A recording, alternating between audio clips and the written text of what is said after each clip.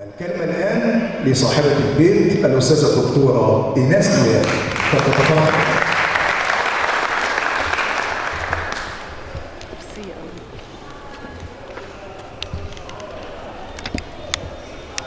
بسم الله الرحمن الرحيم.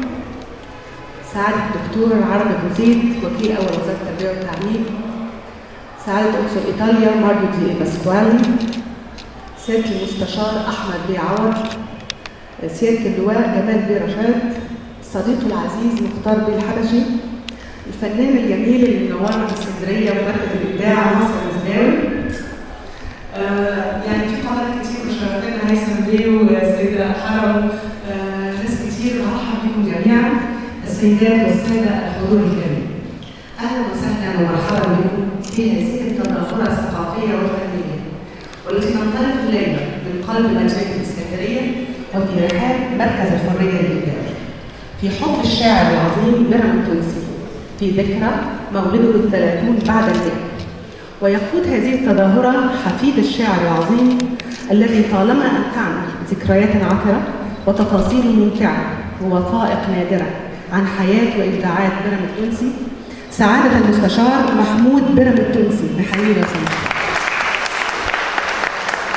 ينضم إليه الشاعر الكبير الباحث في التراث بيرام التونسي لكي نستمتع معه باستعراض مجموعة من الصور النادرة لشاعرنا العظيم الأستاذ خالد هلال. ويسعدني أن أرحب برئيس جمعية محبي الشيخ إمام والذي قام بتأليف كتاب خاص عن ملحمة بيرام التونسي الإذاعية الأستاذ سيد عنبة. كما نتطلع إلى حديث شاعر الحب والسلام عن بيرام التونسي الأستاذ أحمد يسري. وننتظر بكل الاهتمام مداخلة مدير مكتب جمعية المؤلفين والملحنين بالإسكندرية والشاعر العامية الكبير الأستاذ عادل حراس. ثم نختتم هذه التظاهرة الثقافية الرفيعة مع النغم الجميل والطرب الشرقي الأصيل الذي يقدمه الفنان المبدع سوليست دار الأوبرا المصرية ومنسق الأمسية المطرب المتميز حسام كمال. واسمحوا لي أشترك معك في تحية خاصة جدا للأستاذ أحمد بسيوني مقدم الأمسية.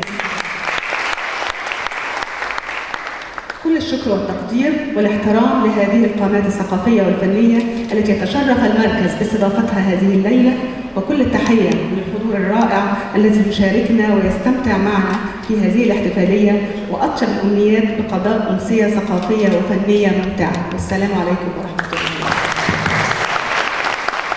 شكرا.